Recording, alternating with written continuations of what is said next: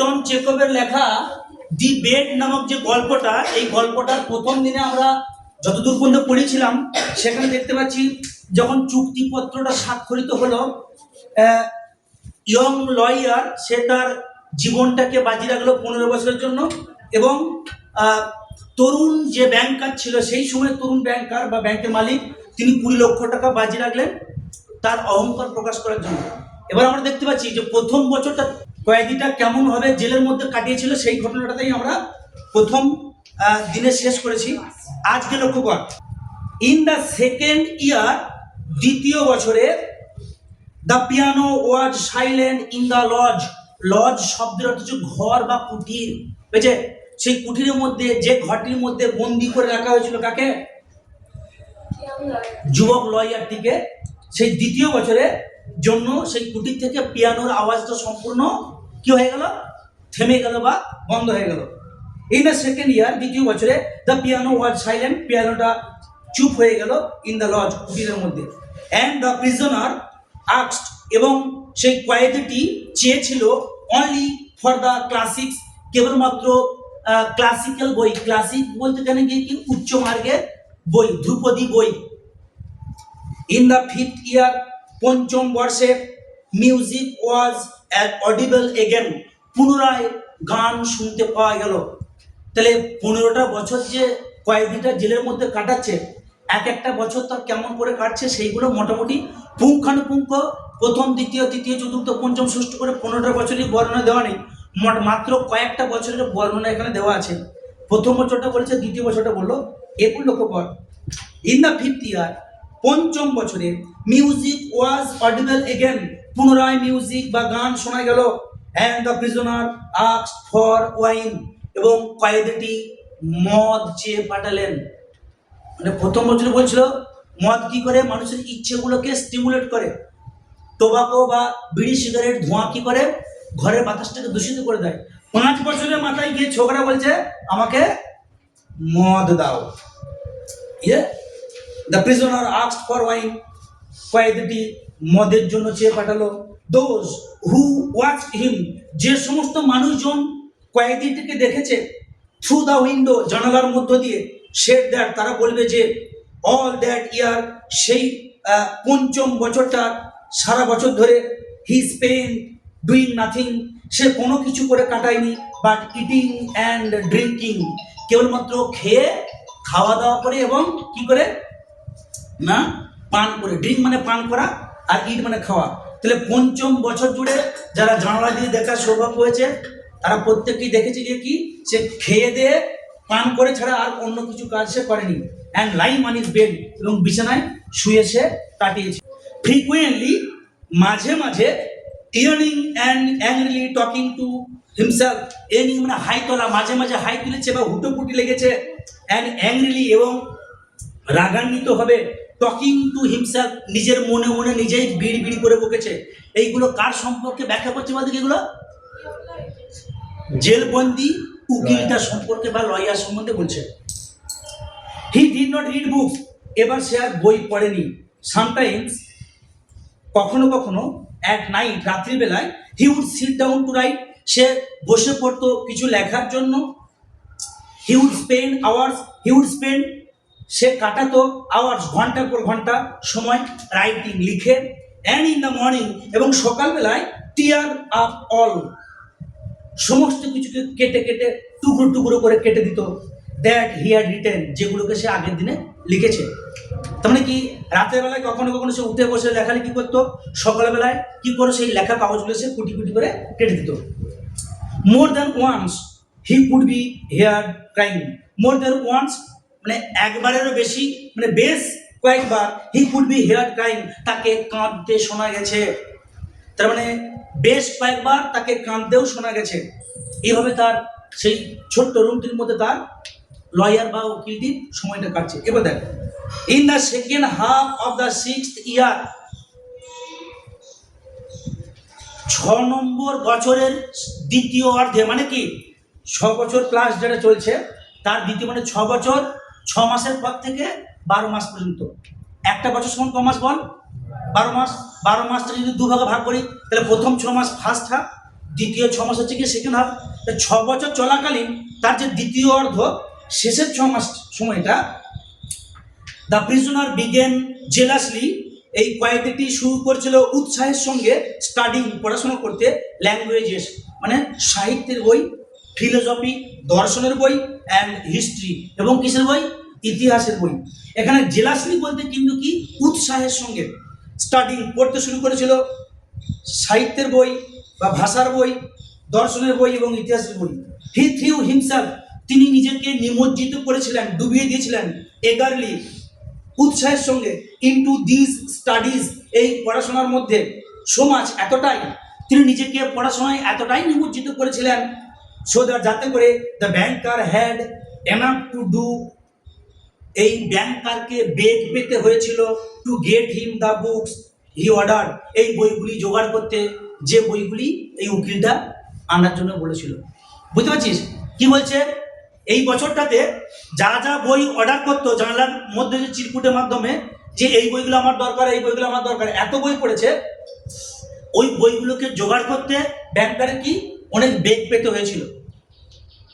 এরপর দেখ, in the course of 4 years, এই 4টে বছর ধরে, সাম 600 ভলিউমস, আন্ডারলাইন করবি, 600টা মতো ভলিউম বা 600টা খণ্ডের বই, ওয়ার প্রকিউর, সংগ্রহ করা হয়েছিল। প্রকিউর বলতে গিয়ে কি, কালেক্টেড, সংগ্রহ করা বা সরবরাহ করা, অ্যাট হিজ রিকোয়েস্ট, তার অনুরোধে।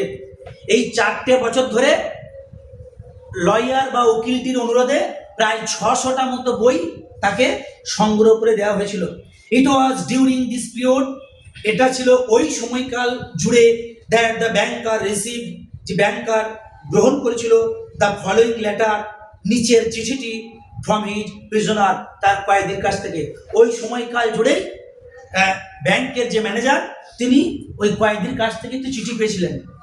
চিঠিটি কি নিচে বলছে দেখ, আমার যেরকম চিঠি লিখি মাই ডিয়ার ফ্রেন্ড, আমার প্রিয় বন্ধু, ঠিক তেমনি এখানে বলছে মাই ডিয়ার জেলার, আমার প্রিয় jailer, I write you this lines, আমি আপনাকে লিখছি এই লাইনগুলো বা এই লেখাটা, ইন 6 ল্যাঙ্গুয়েজেস, 6টা ভাষায়, আন্ডারলাইন কর। আমি এই চিঠিটা আপনাকে লিখছি 6টা ভাষায়।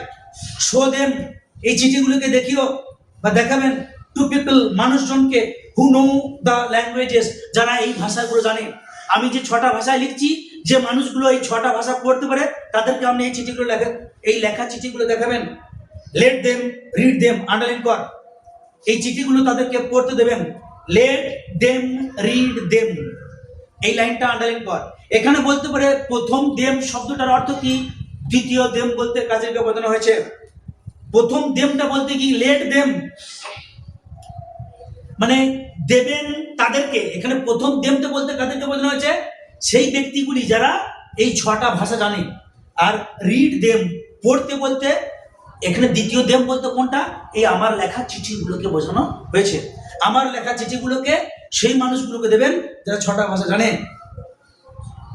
If they find not one mistake, যদি ওই মানুষগুলো কোনো ভুল বা কোনো ত্রুটি খুঁজে না পায়, আই ইমপ্লোর ইউ, ইমপ্লোর মানে স্বনির্বন্ধ অনুরোধ, আমি আপনাকে কাতর স্বরে অনুরোধ করছি, টু ফায়ার এ শট, একটা বন্দুকের শট বা গুলির আওয়াজ করার জন্য, ইন দ্য গার্ডেন, বাগানে।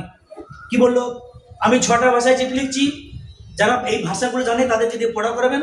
যদি কোনো ভুল ত্রুটি না বেরোয়, তাহলে বাগানের মধ্যে আপনি কি করবেন, একটা গুলির আওয়াজ করাবেন। দ্যাট শট, ওই গুলির আওয়াজটা, উইল শো মি দ্যাট, আমাকে দেখাবে যে, বা আমার বুঝতে সুবিধা হবে যে গুলির আওয়াজটাতে, my efforts have not been thrown away, আমার প্রচেষ্টাটা ব্যর্থ হয়ে যায়নি। আমি যে সারা এই যে কটা বছর যে পরিশ্রম করে গেলাম, আমার পরিশ্রমটা বিফলে যায়নি। দ্য জিনিয়াসেস অফ অল এজেস, যুগে যুগে যারা প্রতিভাধর ব্যক্তি, জিনিয়াস মানে কি প্রতিভা সম্পন্ন ব্যক্তি, লার্নেড মেন, এজেস মানে কি যুগ যুগ ধরে, যুগ যুগ ধরে প্রতিভা সম্পন্ন ব্যক্তিরা, অফ অল ল্যান্ডস, বিভিন্ন জায়গা, কি স্পিক, তারা কথা বলে গেছে, ডিফারেন্ট ল্যাঙ্গুয়েজেস, বিভিন্ন ভাষায়, যুগ যুগ ধরে বিভিন্ন জায়গার বিভিন্ন জ্ঞানী ব্যক্তি বা প্রতিভাধর ব্যক্তিরা বিভিন্ন ভাষায় কথা বলে গেছেন। বাট কিন্তু দ্য সেম ফ্লেম বার্নস, ওই একই আগুনের শিখা ইন দেম অল, প্রত্যেকের মধ্যেই ছিল। মানে কি, যারা মানবতাবাদের লোক তাদের কিন্তু যে মূল বিষয়বস্তু তারা কিন্তু সেই একই জিনিস কিন্তু বলবে। এটাই বলছে যুগ যুগ ধরে যারা প্রতিবাদের ব্যক্তি তারা কিন্তু বিভিন্ন জায়গায় বিভিন্ন ভাষায় কথা বলছে, তাদের ভাষাটা বিভিন্ন হতে পারে, তাদের ইডিওলজি, তাদের যে আদর্শ, তাদের যে মূল কথা কিন্তু সেটা একটাই। এই প্রসঙ্গে আমরা ছোট করে যদি খুব সহজ সরলভাবে বোঝাই, ধর যারা মহামানব, আমি যদি হিন্দু ধর্মের বামা খেপার কথা বলি, গৌরাঙ্গ মহাপ্রভুর কথা বলি, শ্রী রামকৃষ্ণদেবের কথা বলি, তৈলঙ্গ স্বামী লোকনাথ বাবা, একইভাবে মুসলিম ধর্মে যদি আমি হজরত মোহাম্মদের কথা বলি, একইভাবে খ্রিস্টান ধর্মের জেসাস খ্রাইস্ট, শিখ ধর্মের গুরু নানক, বিভিন্ন ধর্মের যারা ধর্ম প্রচারক, গৌতম বুদ্ধ, বৌদ্ধ ধর্মের, জৈন ধর্মের যিনি মহাবীর জৈন, দেখবি তাদের বলার ভাষাটা হয়তো আলাদা, বা তাদের বাসস্থানটা হয়তো আলাদা। কেউ বিহারে, কেউ নেপালে, কেউ পাঞ্জাবে, কেউ সৌদি আরবে, কেউ আমাদের নবদ্বীপে, কেউ কামারপুকুরে। তাহলে বিভিন্ন জন বিভিন্ন জায়গা থেকে বলছে, বিভিন্ন ভাষায় বলছে, কিন্তু তাদের প্রত্যেকের বলার জায়গা কিন্তু একটাই, একই। কি? যেমন সাই বাবা বলে গেছেন, সবকা মালিক এক, হ্যাঁ, সবার মালিকই কিন্তু একজন। তাহলে এদের মূল বিষয়বস্তু একটাই, যুগ যুগ ধরে এই একই কথাই বলছে, কিন্তু তারা বলছে বিভিন্ন জায়গা থেকে এবং বিভিন্ন ভাষায়। এবার লক্ষ্য করো, ইফ ইউ অনলি নিউ, হে আমার জেলার সাহেব, যদি আপনি এটা জানতে পারতেন, হোয়াট আর্থলি হ্যাপিনেস, কি অপার্থিব আনন্দ বা সুখ, মাই সোল ফিলস, আমার হৃদয়টা অনুভব করছে নাও এখন, from being able to understand them, ওই সমস্ত লেখা বইগুলো সম্বন্ধে পড়ে, ওই মনীষীদের জীবন বা মনীষীদের লেখা বইগুলো পড়ে তাদের যে সত্য, জীবনের চরম সত্যটা জেনে আমার মনটা যে কি আনন্দ পাচ্ছে, এটা যদি হে জেলর সাহেব আপনি জানতে পারতেন।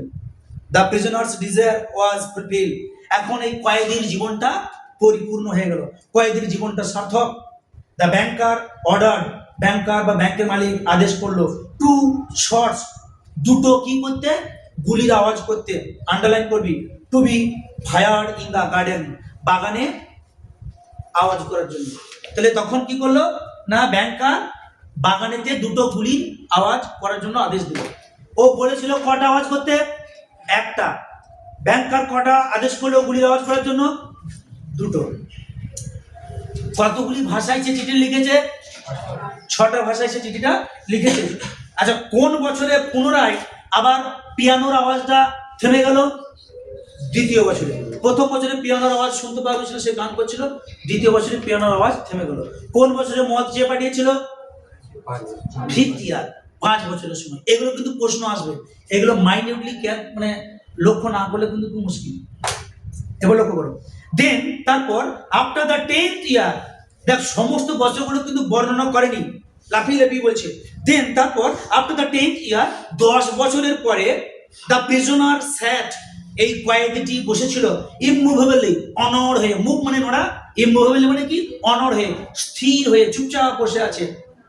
অ্যাট দ্য টেবিল, টেবিলের সামনে, অ্যান্ড রিড নাথিং, কোনো কিছুই পড়েনি, বাট দ্য গসপেল, আন্ডারলাইন কর, সে অন্য কিচ্ছু পড়েনি। কি ছাড়া?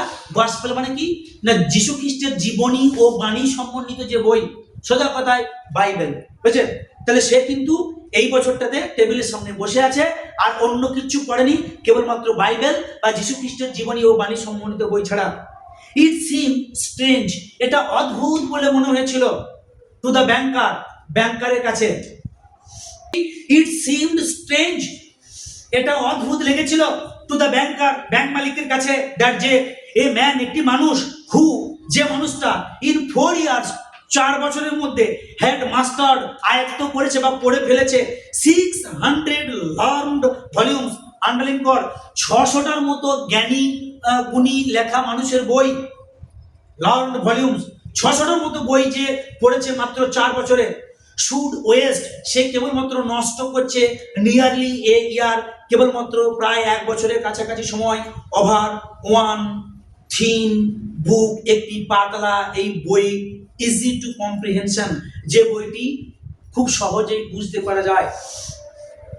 ব্যাংকার ভাবছে, যে মানুষটা 4 বছরে 600টার ওপর কঠিন কঠিন বই পড়ে দিল, সেই মানুষটা একটা পাতলা গসপেল বা বাইবেলের মতো বইকে পড়ার জন্য, যে বইটা পড়ে সহজেই বুঝতে পারা যায়, ওই বইটাকে মাত্র পড়ার জন্য 1টা বছর সময় অপচয় করছে।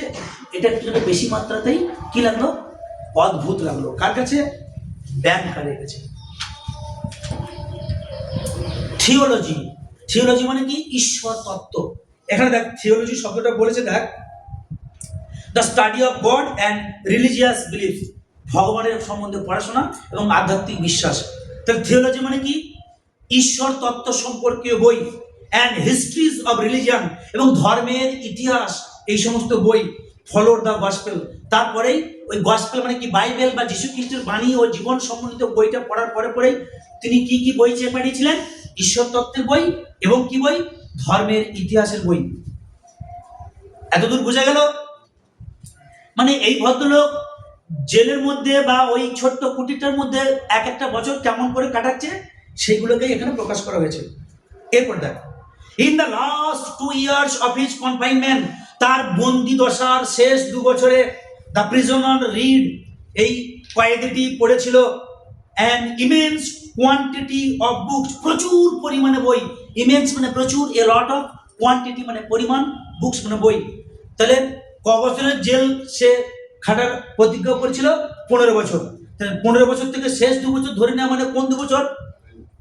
14 আর 15, তাই তো? মানে 13 বছর পেরিয়ে যাওয়ার পর 14তম বছর এবং 15তম বছর সে প্রচুর সংখ্যক বই পড়ছে, ইনডিসক্রিমিনেটলি, মানে কি? বাজ বিচার না করে। অ্যাট ওয়ান টাইম, একটা সময়ে, হি ওয়াজ বিজি, সে ব্যস্ত ছিল, কয়েদিটি ব্যস্ত ছিল, উইথ দ্য ন্যাচারাল সায়েন্স, কোন একটা সময় সে প্রকৃতি বিজ্ঞান মানে প্রাকৃতিক বিজ্ঞান, ন্যাচারাল সায়েন্স মানে কি? প্রাকৃতিক বিজ্ঞান। কোন একটা সময় সে প্রাকৃতিক বিজ্ঞান বই নিয়ে ব্যস্ত আছে। Then he would ask for Byron or Shakespeare, ঠিক সে মুহূর্তেই সে চেয়ে পাঠাচ্ছে বায়রনের লেখা বই এবং শেক্সপিয়ারের লেখা বই। বুঝতে পারছিস? কোথায় প্রকৃতি বিজ্ঞান একটা অন্য সাবজেক্ট, সঙ্গে সঙ্গে ল্যাঙ্গুয়েজের বই চেয়ে পাঠাচ্ছে। মানে এই সময়ে সে হয়তো প্রকৃতি বিজ্ঞান বই পড়তে ব্যস্ত, আবার সে সেই মুহূর্তে চিটকুটতে লিখে দিল আমাকে বায়রনের লেখা বই চাই এবং আমাকে কার লেখা বই চাই? শেক্সপিয়ারের লেখা বই চাই। তোরা প্রত্যেককে জানিস ইংরেজি সাহিত্যের অনেকগুলি বিশ্ববন্দিত লেখক আছেন, তাদের মধ্যে একজন হচ্ছে উইলিয়াম শেক্সপিয়ার, যিনি কতগুলি নাটক লিখেছিলেন, যিনি 37টা নাটক লিখেছিলেন এবং 100 কতগুলি সনেট লিখেছিলেন? 154টা সনেট লিখেছিলেন। হয়েছে কে? William Shakespeare. আর বায়রনকে?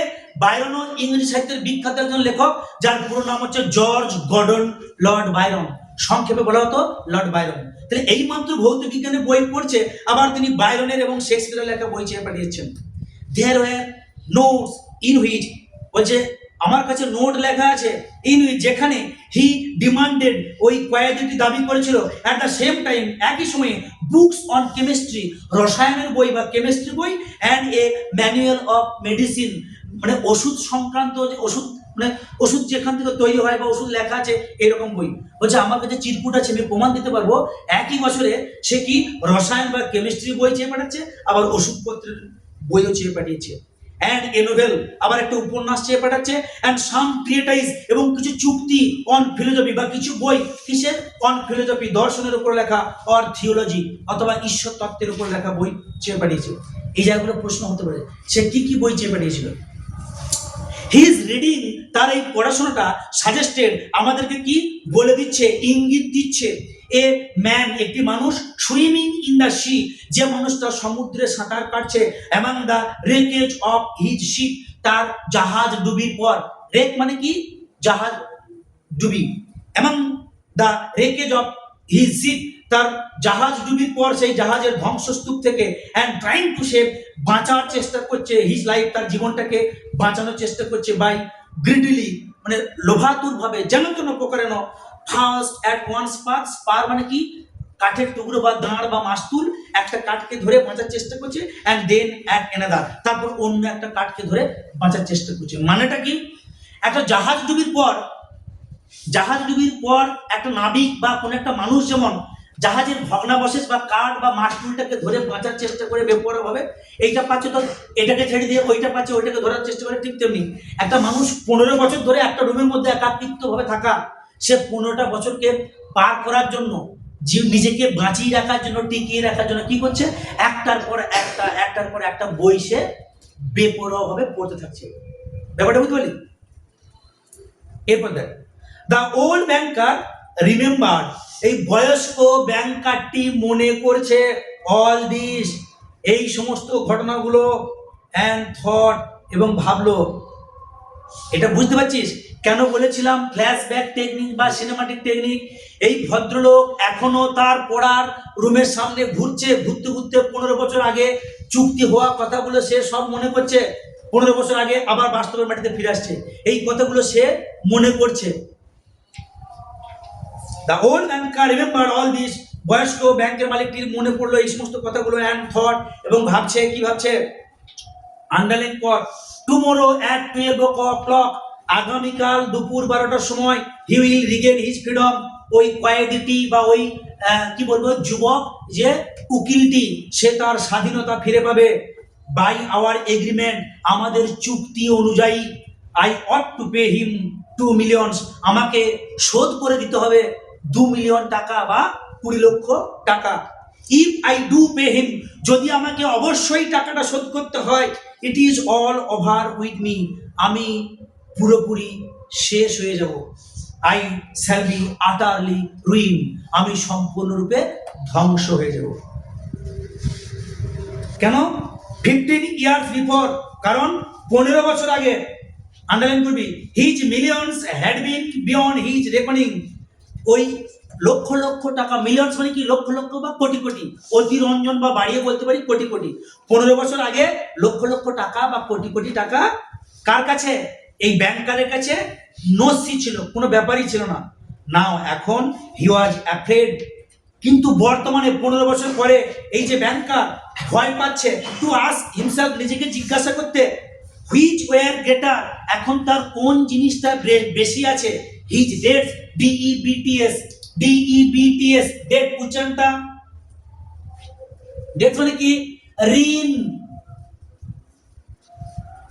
ডেট মানে ঋণ। বলছে এখন আমার নিজেকেই জিজ্ঞাসা করতে ভয় লাগছে যে আমার ঋণ বেশি নাকি অর হিজ অ্যাসেটস, অ্যাসেট মানে কি? জমানো সম্পত্তি। তাহলে বলছে 15 বছর বাদ আমার নিজেকেই জিজ্ঞাসা করতে ভয় লাগছে যে আমার এখন ঋণটা বেশি না জমানো সম্পত্তিটা বেশি। এই কারণে একটা কথা বলা হয়, আজকে যে রাজা কালকে সে ফকির। ধন সম্পত্তি নিয়ে কখনোই কখনো কি করতে নেই? বড়াই করতে নেই বা অহংকার করতে নেই। কোনো জিনিস নিয়ে অহংকার করা উচিত নয়, না ধন সম্পত্তি, না রূপ যৌবন। ওইখানে একটা কথা বলা হয়, রূপ যৌবন নিশির স্বপন। রূপ যৌবন বা টাকা করি ভগবান মানুষকে দিয়ে টেস্ট করে দেখে যে ও ছোকরা ধরে রাখতে পারছে কিনা। যে টাকা পয়সার লোক দেখে, হ্যাঁ তুই কি বলছি আমার প্রচুর টাকা, অমুক্ত সুখ। আজকে তুমি রাজা আছো, কালকে তুমি নাও থাকতে পারো, ঠিক না বল? এটা তাই তো হলো। 15 বছর আগে বলছে কোটি কোটি টাকা কাছে কোনো ব্যাপার না, আর আজকে বলছে কি নিজেকেই জিজ্ঞাসা করতে ভয় লাগছে যে আমার ঋণ বেশি আছে না আমার জমানো সম্পত্তিটা বেশি আছে। ওই জন্যই বলছে কি কখনোই অহংকার করাটা উচিত নয়। ভগবান সব কিছু সহ্য করতে পারে এক্সেপ্ট প্রাইড, কেবলমাত্র অহংকার ছাড়া বাকিগুলো সে সব কিছুই সহ্য করতে পারে। এবার লক্ষ্য কর, ডেসপারেট গ্যামলিং, ডেসপারেট মানে বেপরোয়া ভাবে, গ্যামলিং মানে জুয়া খেলা, বেপরোয়া ভাবে জুয়া খেলা on the stock exchange. Stock exchange মানে কি? শেয়ার মার্কেট, অনলাইনে টাকা খাটানো। হ্যাঁ, বেপরোয়া ভাবে জুয়া খেলা শেয়ার মার্কেটে, ওয়াইল স্পেকুলেশন, উন্মত্ত কি বলবো তোর ভাবে জীবন কাটানো, অ্যান্ড দ্য এক্সাইটেবিলিটি, এবং উত্তেজনা, which he could not get over even in advancing years, যে জিনিসগুলো তাকে কি করেছে? তার জীবনটাকে শেষ করে দিয়েছে, এমনকি আগামী বা বেশ বিগত কয়েকটা বছরেও। সোজা কথায় মানুষের চলার পথটা সৎ হতে হয় এবং মেপে চুপে পা ফেলতে হয়।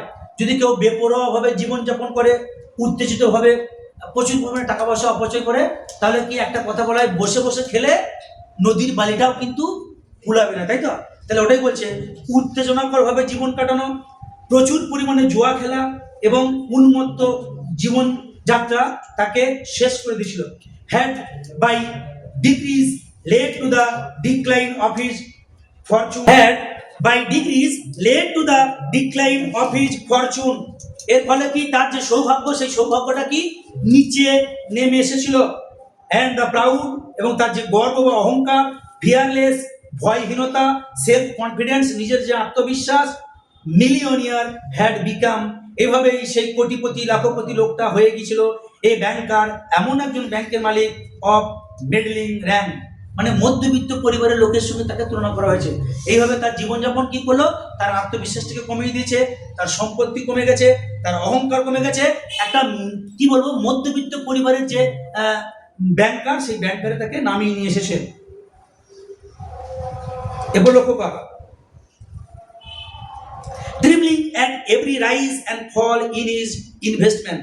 ট্রিমলিং মানে কাঁপছে, at every rise and fall, প্রত্যেকটি ওঠানামা বা উত্থান পতনে, ইন হিজ ইনভেস্টমেন্ট, যে যে জায়গায় সে টাকাগুলোকে লগ্নি করেছে, জমা দিয়েছে, প্রতিটি জায়গাতেই ওঠানামাতে সে এখন তার বুক দুরু দুরু করে কাঁপছে। কার্স বে, আন্ডারলাইন কর, প্রশ্ন হতে পারে কথাটি কে বলেছিল, অভিশপ্ত বাজি। কার্স মানে অভিশপ্ত, বেদ মানে বাজি। মাটার দ্য ওল্ড ম্যান, বয়স্ক মানুষটি বিড় বিড় করে বলল, ক্লাচিং হিজ হেড, তার মাথাটাকে ধরে, ইন ডিসপেয়ার, হতাশায় সে মাথাটা ধরে বলছে, অভিশপ্তবাজি। Why did not the man die, ওই মানুষটা কেন মরেনি? হি ইজ অনলি 40 নাও, তার বয়স এখন মাত্র কত? 40। আন্ডারলাইন কর। তাহলে যে উকিলটা 25 বছর বয়সে বাজি ধরেছে, কত বছরের জন্য সে জেলে বন্দী ছিল? 15 বছর। তাহলে 25 আর 15 কত হয়? 40। 40 বছর মানে সবকিছু শেষ হয়ে যাওয়া নয়, মোটামুটি নতুন করে শুরু করা যায়, নাকি বলছিস? তাই তো? নরেন্দ্র মোদী 75 বছর বয়সে কাঁপিয়ে নিয়ে যাচ্ছে, মমতা ব্যানার্জি এই বয়সে কাঁপিয়ে নিয়ে যাচ্ছে, দিলীপ ঘোষ কত 60 বছর বয়সে বিয়ে করলো। তাহলে সবকিছু শেষ হয়ে যায় না? হি ইজ অনলি 40 নাও, তার বয়স মাত্র 40 বছর। He will take my last penny from me, he will take, সে নিয়ে নেবে। কি নিয়ে নেবে? মাই লাস্ট পেনি, আমার জমানো শেষ কপরদকটুকু, পেনি মানে টাকা, আমার জমানো শেষ টাকাটুকু পর্যন্ত সে নিয়ে নেবে, ফ্রম মি, আমার থেকে। হি উইল ম্যারি, কেন কথাটা বললাম বুঝতে পারছিস? হি উইল ম্যারি, ম্যারি মানে কি? সে তারপর বিয়ে করবে। উইল এনজয় লাইফ, জীবনটাকে উপভোগ করবে। Will gamble on the exchange, কি শেয়ার মার্কেটে টাকা খাটাবে। While I shall look at him, তখন আমি পুট পুট করে তার দিকে চেয়ে দেখবো। হয় যখন আই শ্যাল লুক অ্যাট হিম, আমি তার দিকে তাকিয়ে দেখবো। উইথ এনভি, এবং জ্বলতে থাকবো। লাইক এ বেগার, কিসের মতো? একটা ভিখারির মতো। তাহলে আমার জমানো শেষ টাকাটুকু ওকে দিয়ে দিতে হবে, ও জীবনটাকে বিয়ে থা করে এনজয় করবে। তখন আমার ওকে দেখে পুটপুট করে তাকানো ছাড়া এবং হিংসায় জ্বলা ছাড়া কোনো উপায় নেই। অ্যান্ড হিয়ার ফ্রম হিম, এবং আমি হয়তো তার কাছ থেকে শুনবো এভরিডে, প্রত্যেক দিন, দ্য সেম সেন্টেন্স, একই বাক্য। তখন হয়তো ওই উকিলটা কি বলবে আমাকে? I am indebted to you, আমি আপনার কাছে কৃতজ্ঞ। ইনডেটেড মানে কি? কৃতজ্ঞ। I am grateful to you, আমি আপনার প্রতি কৃতজ্ঞ। For the happiness of my life, আমার জীবনের যে সুখ, আমি যত সুখী হয়েছি এর জন্য আমি আপনার কাছে কৃতজ্ঞ। কেন বলতে কি? ভাগ্যিস আপনি বাজিটা ধরেছিলেন, আর আমি 15 বছর ছিলাম, তাই 20 লক্ষ টাকা নিয়ে আমি আজকে এনজয় করছি। তাহলে আমি এই জন্য, আমার এই সুখ স্বাচ্ছন্দ্যের জন্য আমি আপনার প্রতি ঋণী। লেট মি হেল্প ইউ, বলুন আমি আপনাকে কি বলে সাহায্য করতে পারি? কি দিয়ে সাহায্য? লেট মি হেল্প ইউ, চলুন আমি আপনাকে সাহায্য করবো। No it is too much, না না, এটা অত্যধিক হয়ে যাচ্ছে। The one means of being save, একটাই মাত্র উপায় অফ বিং সেভ, বাঁচানো, ফ্রম ব্যাংক্রাফটি। ব্যাংক্রাপসি মানে কি? না, দেউলিয়া হয়ে যাওয়া, সমস্ত কিছু মানে ভেটে মাটি সমস্ত কিছু বিক্রি করতে, যেটাকে বলে। তাহলে এই দেউলিয়া হয়ে যাওয়ার থেকে নিজেকে বাঁচাতে, অ্যান্ড ডিসগ্রেস, ডিসগ্রেস মানে কি? মান সম্মান রক্ষা করতে কি করতে হবে? আন্ডারলাইন কর, is the death of that man. তা নিজেকে মান সম্মান রক্ষা করার জন্য এবং দেউলিয়া হয়ে যাওয়ার থেকে বাঁচানোর জন্য কি করতে হবে? ওই মানুষটাকে পুরোপুরি ঝেপে দাও, মালটাকে পুরো ঝেপে দাও। ডেথ অফ দ্যাট ম্যান, মানুষটিকে পুরো মেরে ফেলো। ইট স্ট্রাক 3 o'clock, কটা বাজছে এখন ঘড়িতে? হ্যাঁ, এখন নয়, এখানে। ইট স্ট্রাক 3 o'clock, মাত্র 3টে বাজছে, মানে রাত 3টে, বুঝলি? মানে 12টা অনেক আগেই বেজে গেছে কিন্তু, তাই তো? মানে 3টে বাজতে গেলে অনেক আগেই তো 12টা বেজেছে। আর এর জীবনেরও 12টা বেজে গেছে। কার জীবনের?